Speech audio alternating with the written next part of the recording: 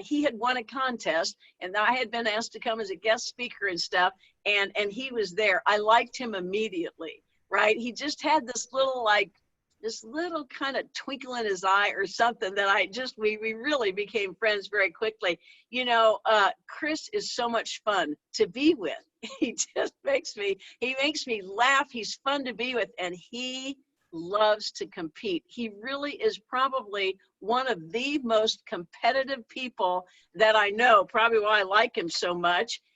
He's got 3 daughters. You know, he's a great dad, very involved with his children. And there was a time before ownership. This would never happen to anybody who's on, but there was a time when Chris and I were part of a hierarchy, and the entire hierarchy left. Our uplines, our downlines, they all left, and went and became a company whose name we won't even mention right now. You know, but Chris and I decided we knew that if you don't do what's right 100% of the time, sooner or later it'll come back on you. And we stood and fought. And there were a few others that stayed, but really, and I don't know how often, if even Chris has thought about this, but really, Chris and I were really the only ones who came through and fought back and went on ahead and built a big hierarchy. He's got a hierarchy that spans the country, right? He's got amazing, amazing leaders on his team. The thing that I'm happy about is I see Chris having fun. I see Chris Howard happier right now than he's ever been. And one of the reasons I think he's happier is because when adversity hits, right, champions love to fight. And Chris is in the fight. He loves to fight. Of everybody in the company, to me, he's probably the best at creating simple training material, and he is Mr. Crusader. He crusades about everything. So Francisco, if you'll spotlight Chris, and Chris, thank you for being on with us. I love you, and I appreciate you taking your time. How are you, Chris? Thank you, Cheryl. Great to see you, and excited to be on your call here and your Zoom. Looking forward to, man, what an incredible time in our company right now. It's just so doggone exciting to see what's happening, our company thriving when the challenges are hitting the world, and the leaders of our company are just, whenever it's game time and it's this time to step up, man, the leaders in our company step up and take charge, and just exciting to have our friendship like we've had for, gosh, many, many years, longer than we want to talk about, but yep. it's we've had some fun, and what an amazing time this is right now in our business. But so, hey, I'll get into some details, but I'm just really excited about this time right now in our company, because I think that we have really a special time. And I think with what an amazing creation this has been with being able to make this transition to Zoom. I think the whole world has, and it's been an amazing collapsing of time frames in our business to accomplish more in a shorter period of time. And so I'm going to share my PowerPoint with you, and hopefully a great message for a lot of you that are newer and just getting started in the business. And I think a way to keep this business at a different level of thinking. And so anyway, I'll get right into things and share with you. So maybe some of you that don't know me, here's a little bit about my story, a little bit about where we're at right now as a hierarchy. This is over 30 years I've been in the business, which is just amazing how time flies. And it's the same thing is going to happen to you. You think 30 years, oh my God. But you know what? We just go week by week, day by day, month by month, and just keep trucking. And that's the fun part of this. Today, I have over 26 offices in 11 states. We have over 2,500 licensed agents, 70 regional vice presidents, over 450, close to almost $500 million under management. And my career earnings is now over 26 million. And I'm excited to build a new base shop and crank this up again and take it to a whole nother level. And really just so proud of some of our teammates of our team that I'll show you a little bit. But a little bit about me. I think most of you that you know, you look at people that are in our that are super successful in our business. And I think that we look back and we say, you look at us now instead of how we got to where we are. You look at, superstars now versus where where they started. And everybody, folks, starts from somewhere. Okay. Just so you know, everybody starts from somewhere. Okay. And you got to forget about the past and focus on your future. And so I grew up here in Las Vegas. I'm a native of Las Vegas. I went to high school here. I didn't go to college. I was racing motorcycles at a young age. I was traveling around the country. And that age when you go to college, 18, 19, 20 years old, I was traveling in the nationals. I was enjoying my life. It was like a childhood dream of just like, I want you to think about any of you that are, that played sports, if whatever sport you played, that was like maybe a very exciting time in your life where you were, an athlete, maybe you were a soccer player, football player, whatever it was that your sport was. And just how focused you were on that sport. You lived it and you dreamed it and you always thought about it. You were practicing, you were working out, you were training. And if you played at a high level sport, you know what I'm talking about. And then, I got injured and my dad got me a job as an electrician. And as I became an electrician, I just thought to myself, oh my God, man, and this is going to be my life. I was just like sick to my stomach and, I was making good money at a young age, but I just knew that I didn't want to be in construction all my life. And as I started, this example right here, I'm going to go back to my screen here. As I started, because I want you to really, think about this a second here. Do you see yourself working at your job for the rest of your life? And I know that I didn't. I got injured, and then what happened was I made a decision at that point that, I was at that age. I was 22 years old. I said, I guess I had enough common sense to say, after another big injury, like I broke my femur when I was 16 years old, and then I had several other injuries, and I broke my femur again at 22. And I just said to myself, I said, it's time to move on with my life. And so I made that decision. It was the best decision I ever made. And just like some of you see what's going on in our company, you got a decision to make. You can either watch this go by, or you could take advantage of it. You could take advantage of it and you learn from people that are winning and doing this. So anyway, back to this, so that time in my life, it was important. Okay. But I just, when I was racing motorcycles, I was like living, breathing, everything. I didn't care about nothing that was going on in the world. My focus was my racing. And I did pretty well at this. I traveled the country and won some big championships and did well. And this one right here in the center with this yellow circle, it says age doesn't matter. Okay. Age does not matter. And in our business, same thing. Age don't matter. I don't care how young you are and how old you are. It don't matter. What matters is your thinking. And so I just started getting more and more serious, and some other things, some other racing examples here, but I had fun. It was great. It was an amazing career. And then what happened to me was when I broke my leg again, and I said to myself, thinking what am I going to do with my life? At this point, my brother was trying to recruit me several times into the business, and I didn't understand the business. And he actually would talk to me about it, and I'd get a little bit excited about it because he was starting to make some money at it part-time. But the thing is at this point right here, when I broke my leg, at that point, I became a captive audience because I was on the couch, I was recuperating. When he was talking to me before, I didn't understand, and I didn't take the time long enough to understand. And that's what happens with a lot of people.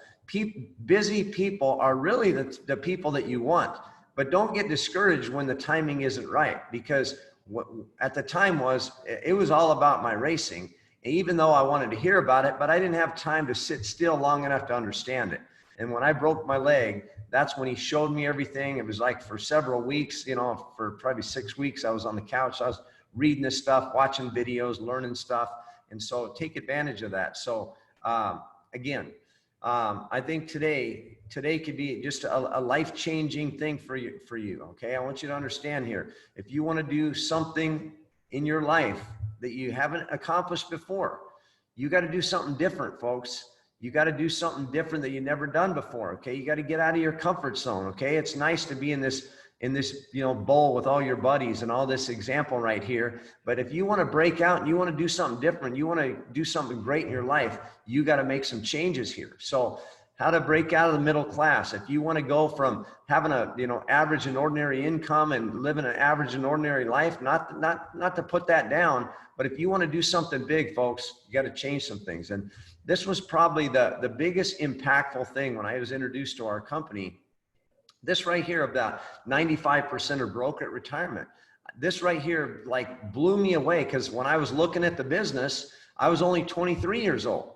So when I was looking at the business getting started, 23 years old, I said to myself, like, what do you mean 95% are broke at 65? And then I was, talking to the people, my brother and some others, and they said, yeah, after people work all their lives, 95% retire broke at 65. And I said, holy crap, man, I am not going to have this happen to me. So I didn't understand none of the meeting, the rules, I didn't understand none of that stuff. But what I understood was I needed to learn about not being broke, because I don't want to be broke when I'm 65 and all this stuff that we talk about. But the need for financial education is at an all-time high, folks. And this CNBC did a report, and they said that there's a looming financial shortage of financial advisors. It says, like right here, this demand for financial education, and then the need for what we do. So the need is at an all-time high, but the solutions for people to know what they're doing to train and educate the people that need the help is at an all-time low. And that's big. Okay. So I want you to ask you this. Okay. Just like you here for your first time, or some of you that are pretty new, I want you to think about this right here. Were you taught, go to school, get good grades, get an education so you can get a good job? Okay. Well, the problem is, how's that plan working? See, I think, my opinion, that's the old plan. That's the 70s and 80s and 90s plan. Well, this is a new world, folks. You better pay close attention, because this new world is moving fast, and it's going to leave your butt behind, and you're going to not even know what happened. So look at here. I want to tell you what happens here. Here's some things, like some innovation changes at your job that you don't even know what happens, and it affects your life. Okay. So watch this. Growing up in Las Vegas, I thought to myself, man, if I could get a job as a bellman, work at one of these big hotels, man, that could be a great job. And man, it'd be awesome if I could like work at Caesar's Palace or something like that as a bellman. That'd be like awesome, right? Well, let me show you things that happens. One little invention, like wheels on a suitcase. That little invention right there cut the pay of bellmans by 30 to 40%. Just by an innovation, just by something like that happens, okay? Then I said to myself, well, okay, a valet parker. Like I always thought a bellman would be an awesome job, and a valet parker. If you could be a valet parker at Caesar's Palace or the Bellagio or something like that, man, that would be incredible. Here's what happens. Corporate makes changes, affects your job, whether you like it or not. Here's what happens.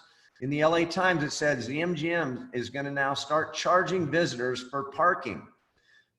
So now if you go park your car and it costs you $15 or $20 to park your car, are you going to tip a bellman? No. Do you think the bellman's going to get that money that you're going to pay for parking your car? The bellman don't get that money. The company gets that money, and the pay got cut to valet parkers by 40 to 50%, folks, just by that corporate change. And then all the other hotels, they were mad at the MGM for doing this. But then what happened is the word started getting out how much the MGM was making from charging people parking. So all the other hotels started doing the same thing. See? And it cuts the pay of all these bellmans around the city. See? How about this? Amazon. Amazon now is dominating the retail business. They've put companies completely out of business. In this, when I print this, 3,500 stores closed, like Walgreens closed 200 stores, Target 18, all these stores closing. Think about the tens of thousands of jobs go along with that. Now, last year, over 9,000 stores closed last year, folks. Now it's the coronavirus. The coronavirus is now devastating jobs like Cheryl was talking about. What if you owned a restaurant, or what if you were a server at a restaurant, or a manager at a restaurant? You're out of work. What if you own a hairstylist? You're a hairstylist, or you do nails, you do that kind of stuff. They're getting devastated. Them stores are closing. See, folks, out of your control, things like that happen. And here we are, we're an essential business where the world is shut down. Here we are, busy as can be. It's crazy, because you know what? When financial challenges come along like this, everybody wants to stretch a dollar. Primerica thrives in times of when the economy is being affected. 2009, 10, 11, our company was thriving at that time where other companies are going out of business. Folks, it's unbelievable. I could go on and on about this stuff. Look at this. A new IBM survey said that 50% said they'd rather work from home.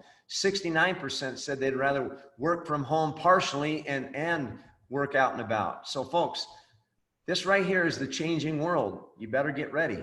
So why do people go to college? To get a degree? No. To get a better job so they can make more money. They think that degree is what's going to get them more money and make more money. Is that guaranteed? No, it's not guaranteed. There's a lot of people that we know in our businesses that have all kinds of degrees that don't make no money. We make way more money than they make. Hey, I didn't go to college. I got what's called a PhD, a public high school diploma. That's what I got, okay? So you go to school for 2, 4, 6, 10 years, right? You go to school for years and years. I don't know how, whatever. And you spend tens of thousands of dollars, folks. And here we have an opportunity, just like going to college. You go to college for four years and you don't make no money. It costs you money. Here we have a training program. If you would follow our system for 4 years, you would be amazed on your success. If you followed your 4-year degree, career, or 4-year college effort, if some of you that went to college for 4 years, how was your effort for those 4 years? Did you party? Did you get serious? Did you learn anything? Did you actually stick to that same degree that you started with and seen that degree through and go into that career? Most people get a degree and they don't even do that subject. It blows me away. And see, and then here we have an opportunity that costs you $74. And if you would put in an effort for 4 years, you would be amazed, folks. My 4th year, knowing nothing, my 4th year, I made over 100 grand. I'll show you more about that in a second. Growing up, were we taught anything about going into business for ourselves? No, most people not, unless you grew up and your parents were in business and had a successful business. But most people weren't. So look at this. 78% of full-timers are living paycheck to paycheck right now, folks. So that tells me a job ain't working. If a degree doesn't guarantee success, and a job, almost 8 out of 10 people are struggling financially, that tells me a job is not working either. So you need to wake up and read the facts, because the facts are the facts, folks. And then people say, what about Primerica? You know what, listen. The same effort you put into your career is going to, at your job is going to be the same effort you get out of Primerica. If you put no effort into your career, you're not going to get results out of Primerica. So unless you start getting focused about your life and succeeding and winning, Primerica is not going to work for you either. You'll keep searching for something that's some get rich quick thing. Well, Primerica is not a get rich quick thing. It's work hard, you get rich. So look at this, average household income in America. This is, folks, this is right off of USDebtClock.org. This is facts right off the, government reports. In the year 2000, the average income was $52,300. 20 years later, it's $55,600. Folks, that's ridiculous. If you took a 3% cost of living increase from the year 2000, 52,300, and you added 3% every year that everybody pickets and struggles and fights for a 3-year cost of living increase, the average income in America should be $88,000. That's $33,000 short. That's $2,700 a month short. What if the average family was making an extra $2,700 a month? It would be a life-changing difference. Folks, that right there is the problem in America. People's income is not keeping up with the cost of living, and they're struggling financially because of that. You can only cut back so much. You got to be able to make a living, raise your kids, have a roof over your head, and so on. And the bottom line is you got to make more money. And if you don't learn how to make more money, I feel sorry for you. You're going to struggle your entire life. So, Cheryl, is this too tough? Am I talking? Hey, Chris, it's just what I promised him. Keep it up. I love it because it's the truth. It's the facts, man. Yeah. That's why, you know what, you guys, when you finally make up the mind that this is life, St. Primerica today, this is your life. And when you decide that I'm going to take responsibility of my life, you'll start succeeding in life. When you keep ignoring the facts and ignoring that, oh yeah, I got a good job and I'm okay, well, get ready. It's going to happen to you next. So let's talk about this. You got to change your thinking. I'm going to cover this a few times. It's not Primerica. It's not your job. It's your thinking. When you change your thinking, you'll start changing your life. Until that change happens, nothing's going to change. Because if you still wake up late, you got a snooze button, you're not motivated, you're not like ambitious and like hungry for success, life won't change for you. I feel sorry for you. And you know what? You might not like me right now, but you know what? Somebody needs to tell you. And that's, I don't know about you, but I like tough leadership, not weak leadership. Okay? So why should you consider Primerica in the financial services industry? Well, all these things right here. There's too much debt. There's no savings. There's no protection, and incomes are flat. If you understand this right here, that everybody in America, look at these statistics. I'm preaching to the choir right here, okay? So just to you know, get the point across right here. Most people have so much debt they can't save money, and that's why people aren't saving money. And people don't understand investing and know that they don't know that they could start $100 or $200 or $300 a month in a mutual fund, and they could become wealthy at retirement. It don't happen overnight unless you have, you know, hundreds of thousands to invest. It don't happen overnight. So you got to start investing. And then most people don't have life insurance. 95 million adults don't have life insurance, and 70% have the wrong kind. They're either underinsured or they have the wrong kind of insurance. And then the income problem right now, I just showed you. And then you think about this. The #1 highest paying industry, folks, is the financial industry. Here's Forbes magazine. It says the industry that produces the most billionaires and the most millionaires is the financial services industry. It's facts, folks. It's proven. So when you understand the things I'm talking about here, you'll start getting more focused and start getting after this thing. And look at this. So finance and investments, 24% of all millionaires and billionaires are from the financial services industry. 14% technology, 10% food and beverage, 9% fashion and retail, and 7% real estate. And let me tell you about real estate. Most of the people that become millionaires and billionaires in real estate, they own real estate. They don't sell real estate. Okay. So let's talk about real estate for a second here. If you take a broker in our business, or a broker in real estate, what do? They train agents. So a real estate broker trains this agent. This agent don't know nothing about nothing, sells a home, maybe makes $4,000. So this broker probably did all the work, trained this agent, teaching them how to do it, showing them how to do everything, and they make an override of $4,000. That's real estate. So an agent, what do? Agents sell. That's all they can do is sell real estate. So then what happens is this broker is training agents, trains more agents, building a team. So brokers build a team.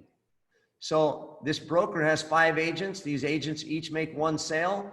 They sell 1 home. They each make $4,000, but the broker makes 20. So now this broker has more streams of income, he's more diversified. So what would you rather be, an agent or a broker? Obviously a broker, but you got to start somewhere. That's why this agent trains his broker. But then the problem that happens is in the real estate business, when this agent becomes a top producer and moves and goes and becomes a broker, opens up their own office, this broker just trained this agent to be their competitor. That's the difference of our business. So this is what happened to me in my first 20 years of the company. So I didn't know nothing about nothing when I first started. I started part-time. I used to be an electrician. I did pretty good at this. I made $36,000 part-time. My second year was about half part-time. I made $64,000 my second year. I quit my job, went into this full-time. My third year, I made $86,000. I actually made over $100,000 my fourth year, but then I got comfortable and celebrated too many months and ended up at 93. That's what happens to a lot of you, right? It happens to all of us.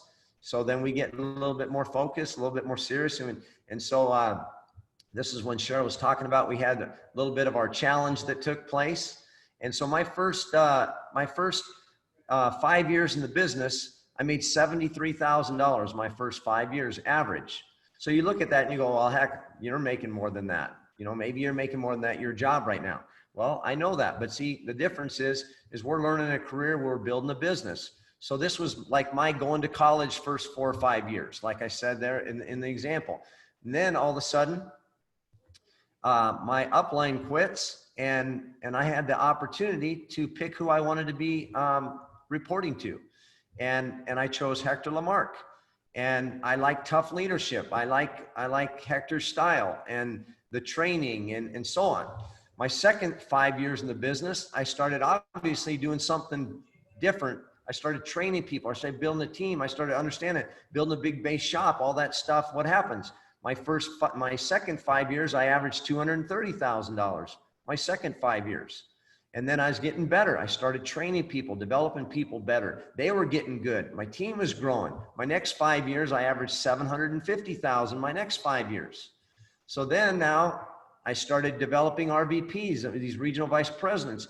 So back in this 1995 range right in here, my base shop was averaging $80,000 a month. I did $100,000 5 or 6 times.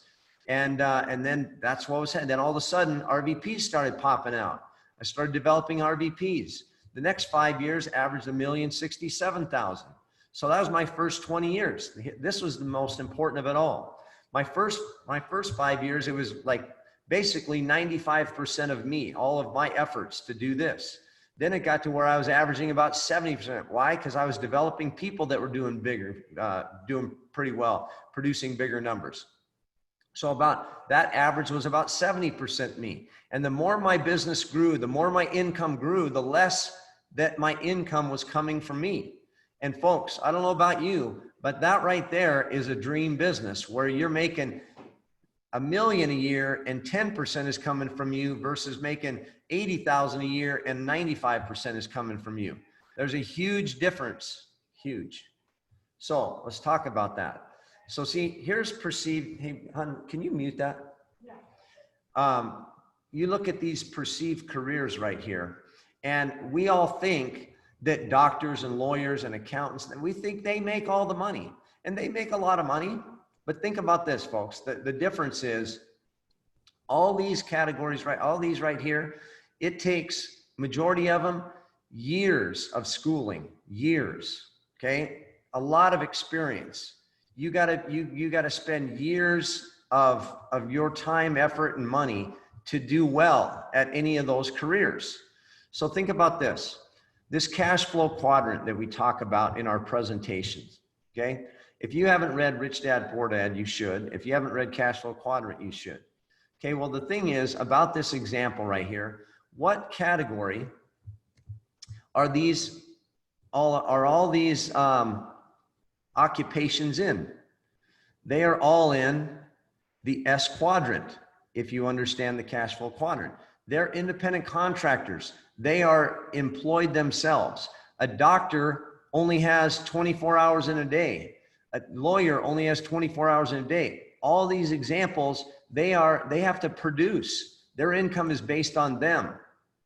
Then what happens is how do they transition from a doctor to a business owner, from self-employed to a business owner? They open up a medical practice. They hire other doctors. Them other doctors work for them now. They're independent contractors, and this medical practice hires this doctor to work for them. And now the owner of the medical practice makes money off this doctor. How do they make money off the doctor? Here's how. If this medical practice has 10 doctors, and these 10 doctors, they're independent contracting doctors. You're all with me. They're doctors that work for this owner of this medical practice. When these 10 doctors do a surgery, and that surgery is, let's say, $10,000, those doctors, they make a percentage of that $10,000. They might make 30%. They might make $3,000 or $4,000 or 30% or 40% or 50%. But this business owner that owns the practice, they make the other 40 or 50% because they own the practice. And now their practice, they advertise, they do their business. They have this, they have a building, they have rooms, they see these patients, they do whatever, okay?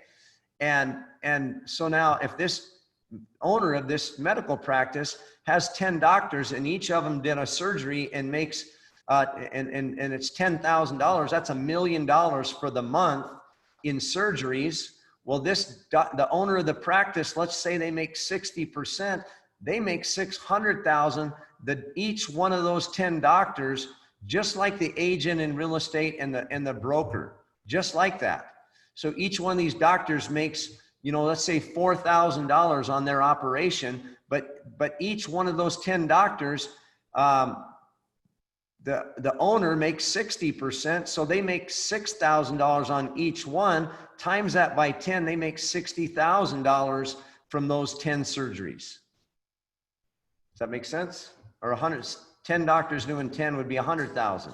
The business owner makes 60,000. The doctors each make 4,000. Same thing works in a law firm, folks. If you're a lawyer at a law firm, you're doing cases. You're taking on cases. You got to win those cases to make money. And then the owners of the firm split up the profits. So if they have 50 lawyers that for the month win a bunch of cases, and they got a revenue of, let's say $1 million, the owner of that firm gets 50 or 60%. And each one of those lawyers that own, folks, are you getting my point? That's called business, folks.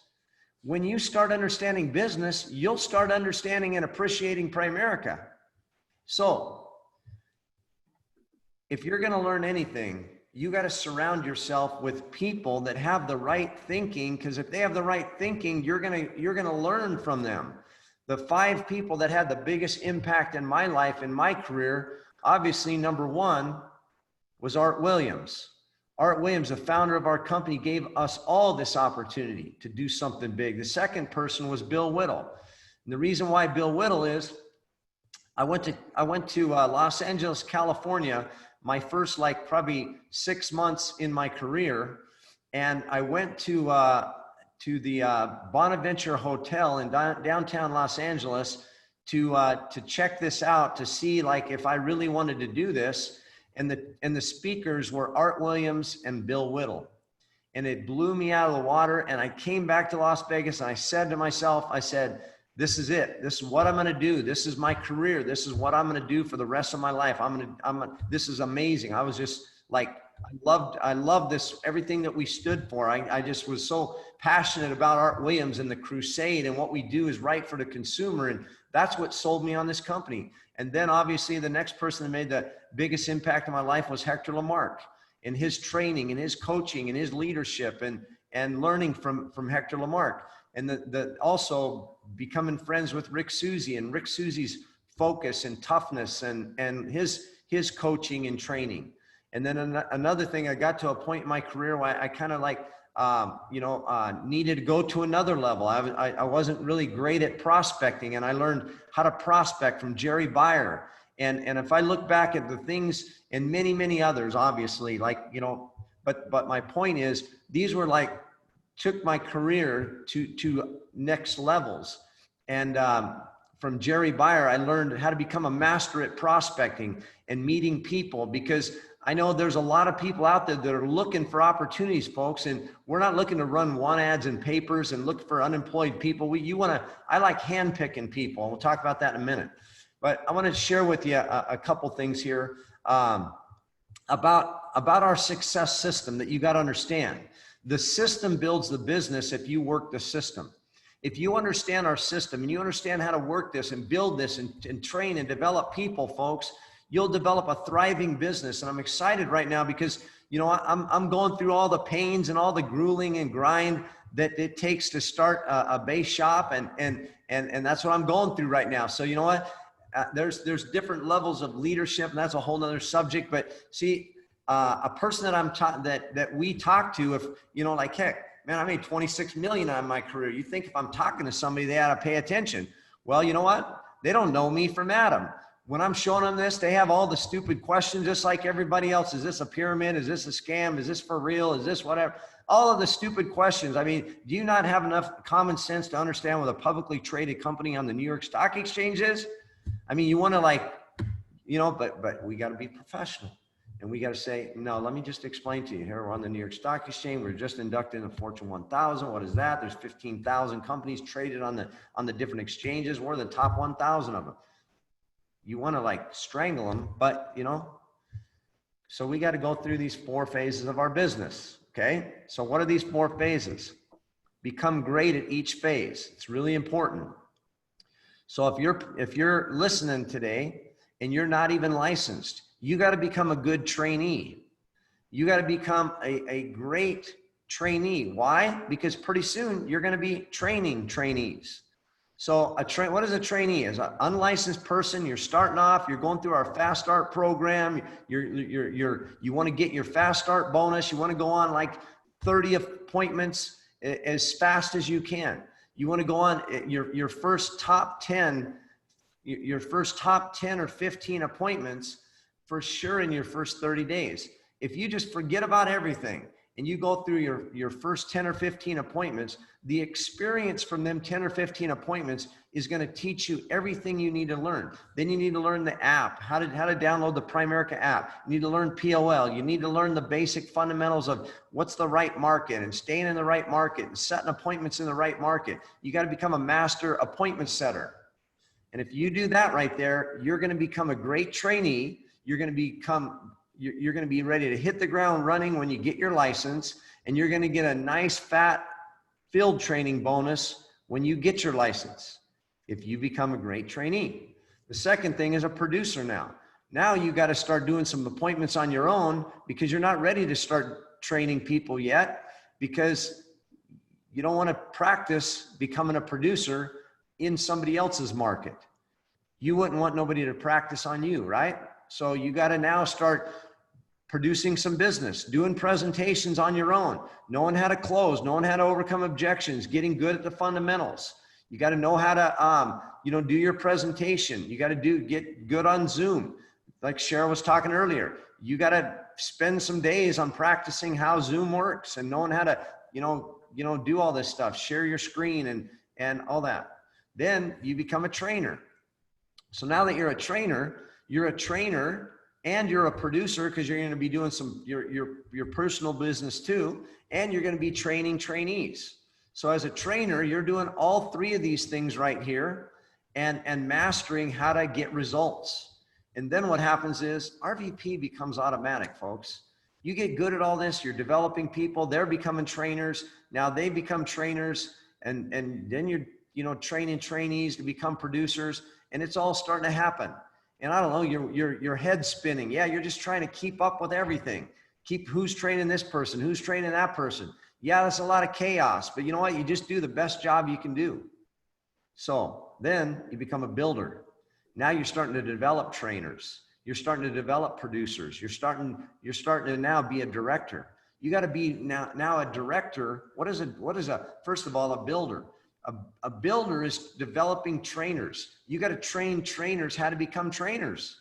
You got to now start directing all of your team to big events and special meetings like this, to where they get it. See, our whole system trains and develops people. But if they're not on today's call, you can't explain today's call to them. If you go to a movie, which we can't even go to movies right now, but if you went to go see a great movie, how effective are you explaining a great movie to somebody? You can't explain a great movie to somebody. They got to see it themselves. They got to hear it. They got to see it. They got to, the suspense and all of that stuff. They got to experience it. So you got to become a great director. And then see, you get wider, and all of a sudden, RVPs start automatically happening. Why? Because they're following the system. The system runs our business. You have to work the system. Folks, plug into the system. Just work the system, and the system will automatically work for you. So let's talk about an example I want to talk about. I'm not going to bore you with the details, but this is basically, I want to give you this example so you get our model, okay? You got to understand our business model. One of the biggest mistakes that people make is investing in cash value policies.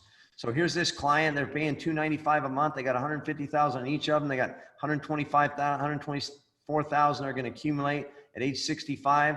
So that's about what they know right there. They don't buy these policies by the millions every year because they're getting ripped off. They don't know that. So all these policies right here, whole life, universal life, variable life, index universal life, all these policies, if this is all they see, well, it sounds pretty good, but they don't know for the first 1, 2, 3, 4 years, there's no money in their policy. They paid $10,000 or $12,000 in their first 3 or 4 years, $295 a month, about $3,600 a year. 3, 4 years later, they paid in $10,000, $12,000. They have no money. They don't know that. Then they got to borrow their own money. They don't realize that's not a very smart thing to do, to borrow back your own money that you already have and pay 6 to 8% interest to do that, and then die, you lose all the money. People don't know that. But folks, that's what we are against. And then over here, you know, buying term life and investing the difference, we give them $400,000 on each of them for $126 a month, almost triple the coverage, $169 a month. Grows to over $500,000, almost triple the coverage for $169 less, and 4 times the money at retirement.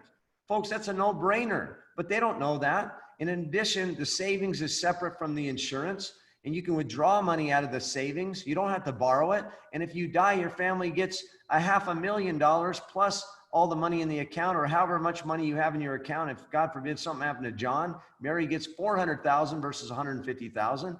And she gets all the savings that accumulates and a lot more money because of a better return on the money. They get both. Folks, can you explain that with some passion like I just did?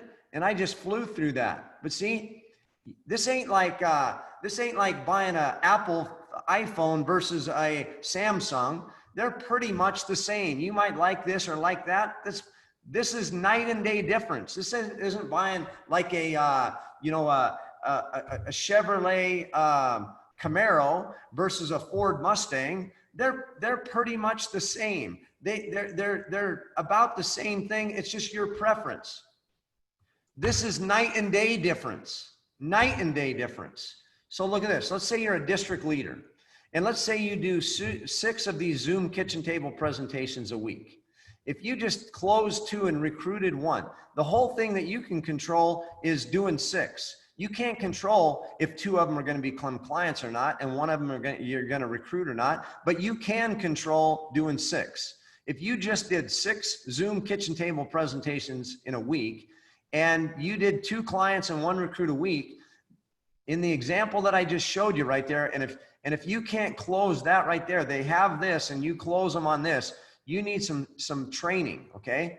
And I don't have time to get into that, but look, that's a $1,500 annual premium right there, $126 a month. Let's round it off to $1,500.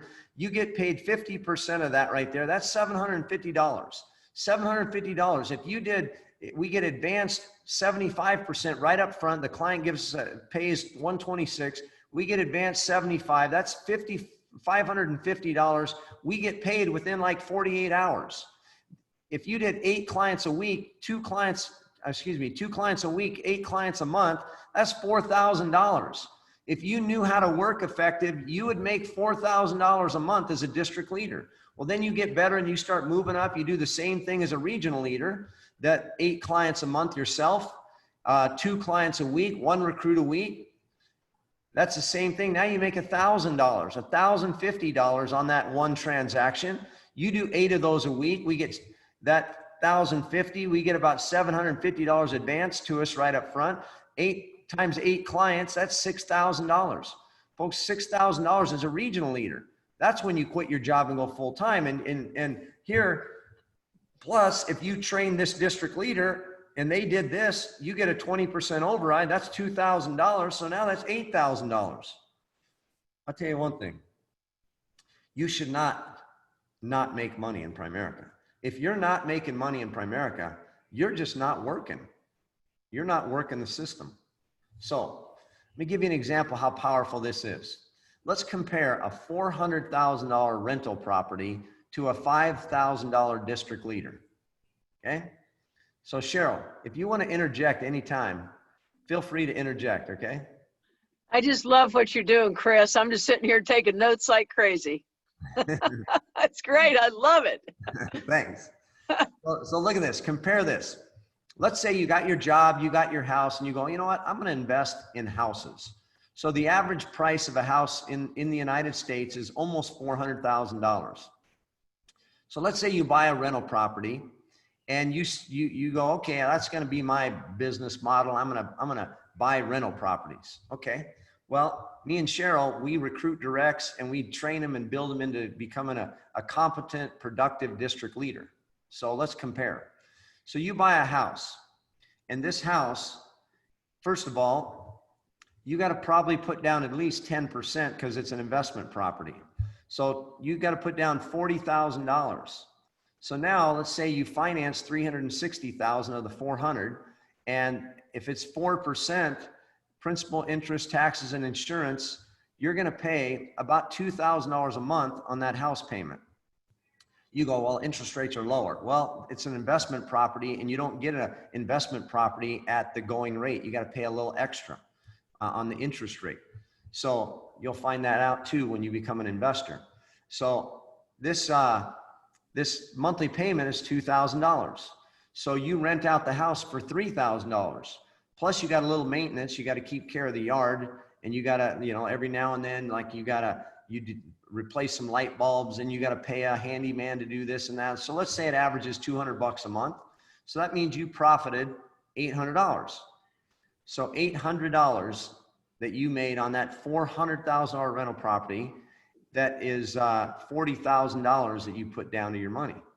Well, if I train a district leader and I'm an RVP on a 130% contract, if I have a 20 by 20 bay shop, 130% contract, I got a 80% spread. What does that mean? The district's at 50 minus the 130, that's 80% spread. Okay, that means if a district leader does 5,000, I get 80% of that. So what does that mean? So if a district leader does 5,000 in premium, 80% of 5,000 is $4,000. So not including cross-selling of other products. If they just did 5,000 of premium, I make 4,000 compared to an $800 profit on a $400,000 house. And every time you want to buy another rental property, it's another 40,000. Every time I recruit another direct and I build them to the district, it's another 4,000. So, and then those district leaders become RVPs. And so here's RVPs. These are some of my regional vice presidents. Here's a guy right here that used to work for Home Depot. He was making 30 grand a year. He makes 200 grand now. Here's his name's Miguel and Susie Guzman. Gus and Leah Heredia. He used to be an electrician also, making about 40 grand. Leah used to be in the mortgage business. Today they make about 350,000. Here's Leah and Max. Vanessa and Max Slorsno. She used to work at Bank of America as customer service. He used to work in a warehouse. Today they make 350,000. Here's Marco and Miranda Boyce. He was a bartender at the New York, New York. She was a waitress at the Stratosphere. Today, they make over 300,000. Here's Rafa and Susan Bastidas. Rafa was a professional soccer player in Spain. Whoops, I gotta plug in my thing right here. Sorry. Doggone it. My laptop's gonna go dead. Hold on one sec. Oops. So anyway, so Rafa and Susan Bastidas, they used to be he was a professional soccer player, and she was, oops, wrong. Hold on one second. I get my power cord, or my laptop is going dead. We're with you. we all run into the same thing, Chris.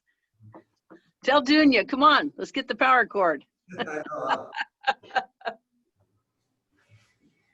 All right, sorry about that. There we go. Okay, there we go. So Susan used to be a manager at, it was called Sylvan Learning Center, if you've heard of those, and a big learning, like a training for kids. And Rafa was a professional soccer player. Today they make over 300,000, 350,000. This Juan Cardenas, he used to be a manager for a trucking company. He makes over 300,000. Here's John DeGeorge. John DeGeorge used to manage a little motel across from the Stratosphere. I recruited him. He makes about almost 400,000. Here's Jeff and Kelsey Feldstadt. Used to be in advertising. Jeff is at 600,000. Here's Jillian and Steve Moore. That I forgot what she used to do, but they make about 300,000 right now. Here's Brandon and Lexi Neal, one of the youngest $1 million earners in Primerica. His 7th year, he became a $1 million earner at the age of 29. He used to work at Discover Cards and Collections. Both him and Lexi used to work at Discover Cards. There's Igor and Georgina Rocha. He used to be a manager at Wendy's. At Wendy's, you know, that we all go through, you know, the drive-through at Wendy's. Here was Igor, that was an assistant manager there. And last month, they made $85,000 last month. Wow. Folks, these are people, some of you probably never even heard of these people, but these are people on my team, just some of my top RVPs that are just doing amazing. So the price that you pay, folks, the rewards are so worth it. It's just amazing. I want to give you kind of a little taste of the dream of what working hard and paying the price and what this is all about. Okay. First of all, when you start making some big money, you can pretty much drive what you want to drive. Okay. And so here was my first real like dream car was this. It was a SL 600. It was a twin turbo V12. It was like 650 horsepower. It was like a luxury race car. It was ridiculous. I almost killed myself a couple times. So, but it was like, you know, a dream come true to have, you know, a car like that, and you know, whatever, you know what I'm talking about. Just think about what your dream car is, what you would love to have, and folks, you can get that here in Primerica. Okay, and so then we're just some of the cars that we had. This is what I'm driving right now. This was my gift to myself last Christmas. Was a new S560 Mercedes, and you know, so the whole point is I know that all of you would love to go buy a new car, to go get your dream car. Well, folks, you got to get this system working. And everything else, your dreams will come true. Hector Lamarck used to always tell me, if you want to have a dream life, if you want to drive your dream car, if you want to have a dream house, if you want your kids to go to private schools, build a big base shop. If you want to have this next goal that you want to accomplish, build a big base shop. That's where it all starts. Then here's a couple of my other toys. I have, this is my Harley that when you go to the bar and you want to hang out with your buddies, this is what you drive, your Harley. And then this, you want to go cruising, this is my Harley that, you know, you go cruising on the freeway or take a little trip or whatever.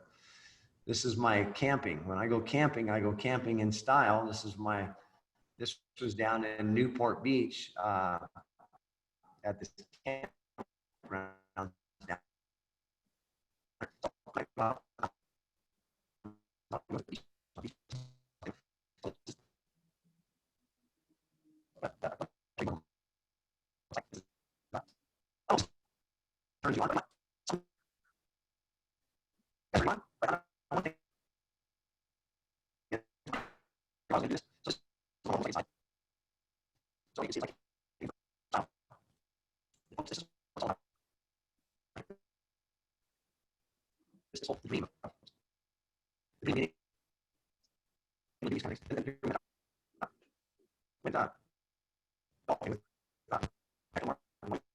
Chris, you're cutting in and out on us quite a bit.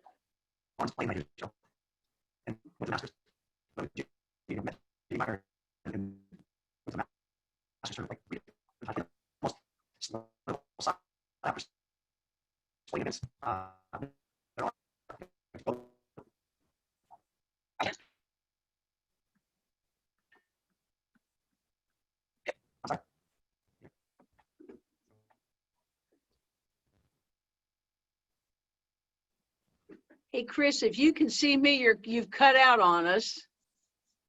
Don't know if you can switch your channel around or anything.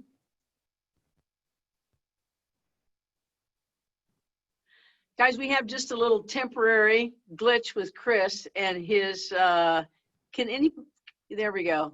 Can anybody else, did we lose him?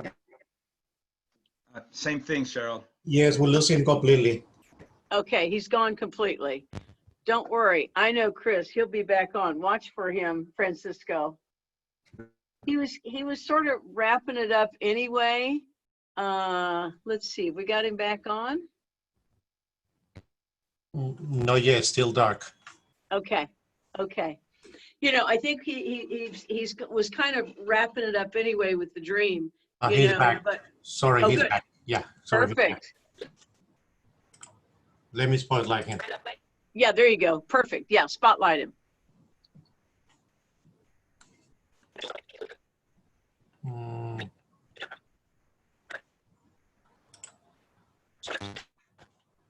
There he is. Chris, you with me? It looks like the signal is really low, Cheryl. From him or from us? From him. Okay. Hey, Chris, if you can hear me, you started going spotty and then we lost you. Look at his intense look.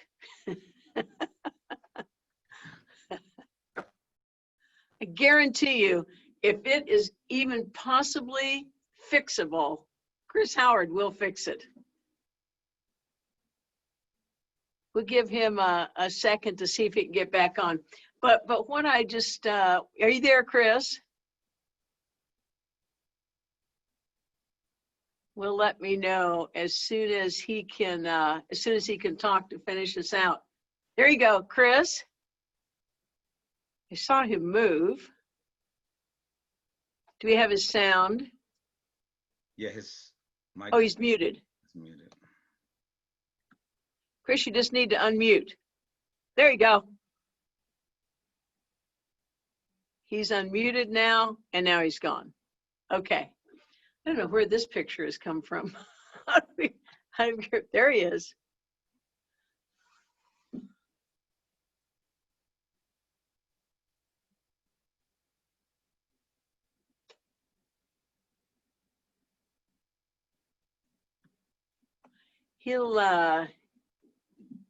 Chris will be back on with us. But you know what, I mean, just exactly what I thought he would give us, you know, in telling his personal story and making each one of us realize that there's really no better business, that everything is business. There you go. He's back again. Can Chris talk to us? I don't think so, Cheryl. Yeah. Well, and the thing that I loved is that Chris showed all the different businesses. It's not just Primerica. He showed business, you know, whether you were a surgeon, whether you were a doctor, a lawyer, a CPA or whatever. I mean, everybody eventually, if they don't start a firm, then they're the ones who's constantly doing all the work. And that really is the beauty and the exact thing that you and I have a chance to go on ahead and do. And so I just want to really encourage you that obviously we've got this recorded for you. I wished I could have signed Chris off and told him, I think this is probably one of the very best trainings we've ever had. There are very tangible things that you can do, right? That you can take, you can put, you know, you can incorporate those just the way you think. I mean, he was pretty straight up with you in terms of having a job, and without you changing, you know, whether you're in Primerica or your job, things aren't going to change. But what I know is that the men and women who are on this Zoom today want to change. You want to go on ahead and make that happen, or you wouldn't be on. And what I want you to know is that you're closer than you think. You know, take that day, just win the day. That's all you got to do is just today, right? Just like my hike. When I get home today, I promise you, before I put my head on that pillow tonight, it's going to be 121. It's going to be my 121st hike, and I'm not backing down. And I nearly died the first couple of days. I swear it was close to it. Marion called me a couple of times. I was like, yeah, I was on. But you got to start sometime.